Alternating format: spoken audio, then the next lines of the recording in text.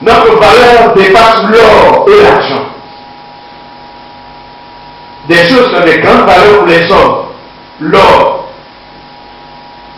Et la valeur de l'or se démontre au fur et à mesure où on le chauffe, on enlève les scories, où il devient de plus en plus pur.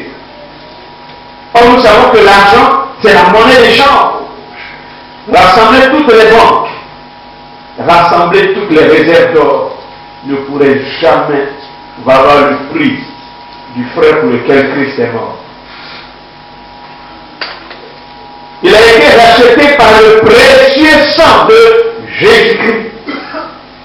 On a démontré que celui qui est mort à la croix du Calvaire, il était à la fois homme et à la fois Dieu. Afin de résoudre cette réconciliation côté divin, côté humain. Son sang n'est pas le sang des boucs, son sang n'est pas le sang des agneaux, ni le sang des moutons, c'est le sang du Fils de Dieu. C'est pourquoi Jean dit, ce sang, le sang de Jésus, le Fils de Dieu, son sang ôte le péché, enlève le péché, efface le péché. Il ne le couvre pas. Précieux sang de Jésus. Et nous avons été rachetés à un grand prix. Le prix du frère ou de la sœur pour lequel Christ est mort ne peut jamais être évalué. Ton prix, on ne peut pas évaluer. Devant Dieu, on ne peut pas évaluer. J'ai donné l'exemple d'un téléphone. Quelqu'un peut dire, oh, ça ne vaut rien. Mais vous ne savez pas combien de temps celui qui a fabriqué le téléphone, il n'a pas dormi. Cherchez les composants. Tout ce qui est nécessaire pour le fabriquer. Tandis que vous vous dites ça ne sert à rien. Lui, il en connaît la valeur. Des hommes peuvent dire que vous n'êtes rien. Mais Dieu, jusqu'à ce qu'il envoie son Fils, Dieu prend un corps venu dans ce monde, venu mourir pour toi.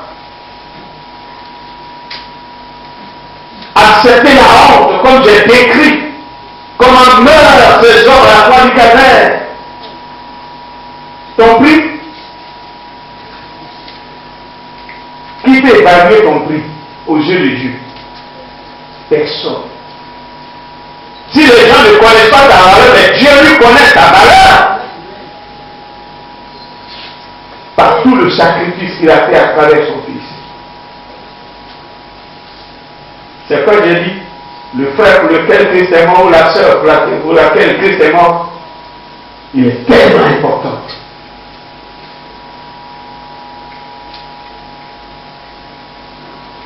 C'est au niveau des caractéristiques qu'on a parlé. C'est là le frère Thibaut parlait tout à l'heure.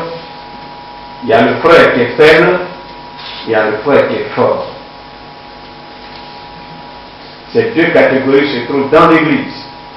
Ceux qui sont forts et ceux qui sont faibles.